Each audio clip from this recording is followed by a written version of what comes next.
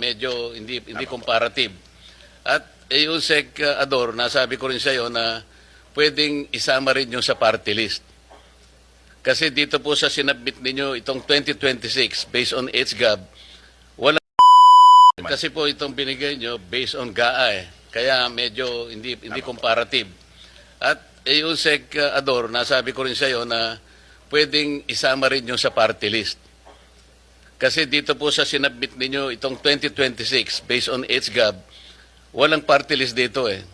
Bakit ko po ini-insist yun? Meron pong party list kasi na contractor congressman. Alam na po ninyo siguro kung sino yung sinasabi ko. Yung pong ordinary party list, masaya na siya sa 150 million allocable. Pero po yung contractor party list, iba po yun. Kaya gusto po naming makita, this is still in relation to the truthful allocation. Dito po nagkakaroon ng problema. Pwede po ba yun? Isasama po natin ang party list. Dito po sa HGAB po ninyo, 2026, wala pang party list. At tama po Mr. Chairman, because the party list wala ko siyang distrito will try to extract as much as possible. Wala kaming ano, kasi nationwide po kami. Pero yes, makukuha nyo kung ilan po yung na-allocate per party list. Tama po.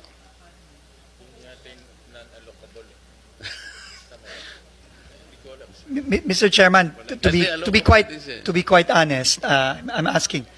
I think ang makakaalam lang daw po according to Asek Bote or would be the Committee on Appropriations in the House. Kung HGAB po ang pinag-uusapan natin. Nahihirapan po kaming kumuha nun eh. Kasi po kayo makukuha nyo rin eh. Lahat ng party list, alam po ninyo yung mga projects nila eh. So doon na lamang po natin kunin. We will try our best, but according to our budget staff po, Mr. Chairman, parang medyo bulag ho ata kami doon eh. Bulag ang DPWH. Mr. Chair, in relation to those comments by Senator Ligarda, I remember we also requested that the DPWH provide us, kasi kung di po ako nagkakamali, kinors ko kay Yusek Ador Canlas, dahil nagbigay po sila ng proposed Fiscal Year 2026 DPWH Infrastructure Program based on HGAB. Ito po yung binigay nyo nung nakaraang hearing.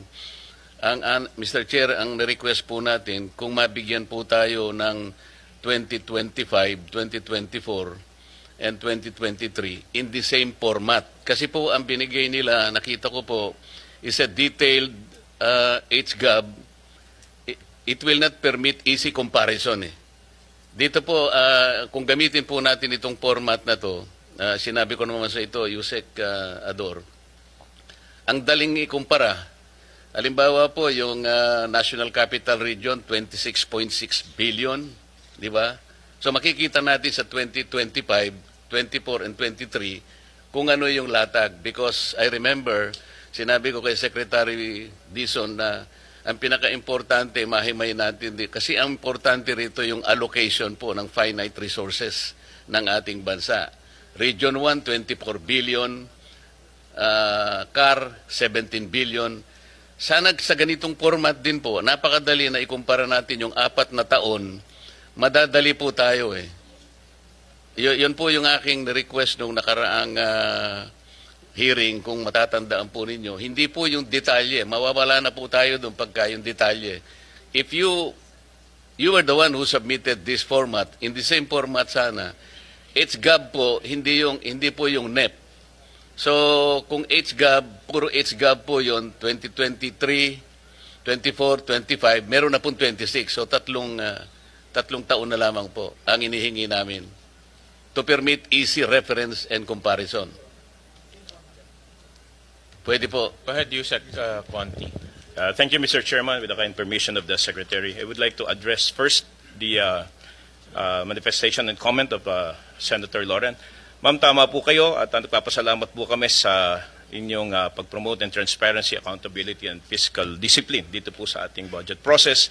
And I'm conferring with Director Bote. Tomorrow morning, we will be submitting as requested, Mr. Chairman, yung pong hinihingi nyo na allocation per district, kasama na po yung allocation in totality per region so that the committee will be properly guided po based po doon sa request po ni Senator Lauren. Yusek, iano lang po namin, i-stress lang namin, based on HGAB. Yan, apo. Yun And number po, two, yung request po ni Senator Marcoleta, we will be furnishing you with the 2023, 2024, and 2025 HGAB following the format submitted Yes, sir. similar to 2020. Yes, sir. Mr. Chair, Chairman. kasi po itong binigay nyo based on GAA Kaya medyo hindi comparative. At Yusek Ador, nasabi ko rin sa iyo na pwedeng isama rin yung sa party list. Kasi dito po sa sinabit ninyo itong 2026 based on HGAB, walang party list dito eh. Bakit ko po ini-insist yun? Meron pong party list kasi na contractor congressman. Alam na po ninyo siguro kung sino yung sinasabi ko. Yung pong ordinary party list, masaya na siya sa 150 million allocable. Pero po yung contractor party list, iba po yun. Kaya gusto po naming makita. This is still in relation to the truthful allocation. Dito po nagkakaroon ng problema. Pwede po ba yun? Isasama po natin ang party list.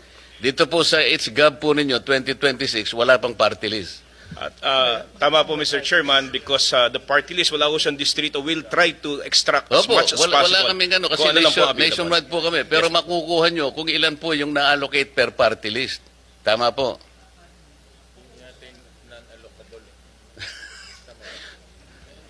Mr. Chairman, to be quite honest, I'm asking. I think ang makakaalam lang daw po according to Asek Bote or would be the Committee on Appropriations in the House. Kung HGAB po ang pinag-uusapan natin. Nahihirapan po kaming kumuha nun eh. Kasi nga po po. kayo, makukuha nyo rin eh. Lahat ng party list, alam po ninyo yung mga projects nila eh. So doon na lamang po natin kunin. We will try our best, but according to our budget staff po, Mr. Chairman, parang medyo bulag ho ata kami doon eh. Bulag ang DPWH kung which party list got this, that got this. Kasi nga ho, there's no district eh. Kasi po kami naniniwala, mas authentic yung makukuha nyo kasi kayo yung nakakaalam ng mga We projects will try our nila. best. Mr. Chairman, we will try our best po. But right now po parang yeah. We will try our best, Mr. Chairman. But I'm being told now that it's very difficult, close to impossible to extract which district, which projects and saan yung inallocate for the Bigyan ko kayo ng party clue list. para hindi po kayo mahirapan, Secretary. Yung mahihirapan lang kayo, konti lang yun. Kasi yung mga contractor party list, congressmen yun eh. Yun pong ordinary party list lang, kagaya ng Sagip party list, 150 million lang po yun eh. Pero pagka yung malalaking party list po na contractor talaga, yun po yun lang ang pagsikapan ninyong itotal. Doon po makikita yung lopsidedness. Meron pong distortion talaga dyan. Mga contractor po sila eh.